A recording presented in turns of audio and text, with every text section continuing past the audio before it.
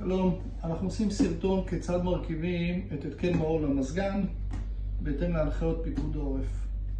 באריזה אנחנו נמצא שרוול שליטה וקליטה, מערכת אטימה מסוג פילו MCT, אנחנו נמצא ברז בורר מצבים וכיסוי דקורטיבי.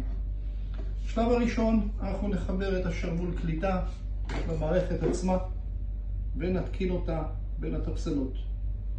השרוול המגולבן יגיע כבר מראש לכל עובי קיר שאתם תגידו לנו. לפני שאנחנו יוצקים אותו אנחנו נחבר את צינור הניקוז, נוודא שהצד הזה הוא הצד הפנימי, המערכת זה הצד החיצוני, ואנחנו ניגש ליציקה. אחרי שסיימנו את שלב היציקה, עוד קודם לשלב הרכבת המזגן, אנחנו נסיר את הכיסוי הזה. בפנים יש לנו מתאם לעובי הטיח, הוא יודע להתכוונן לנו עד 5 סנטים. נעשה גימור יפה, ועכשיו נעבור לשלב התקנת המזגן.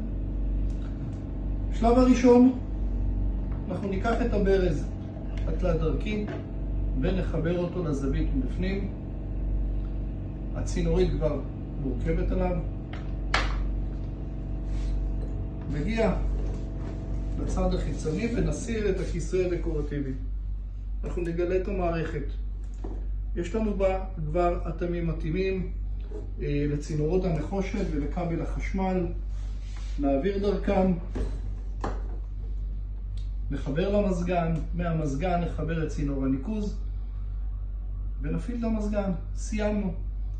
הלקוח בזמן חירום חלילה ירצה לברור מצב שמי הניקוז ייכנסו לו לתוך הממד בכדי שהוא יוכל להפעיל את הממד, הוא ילחץ על הכפתור ומי הניקוז יעברו לו דרך הצינורית הזאת.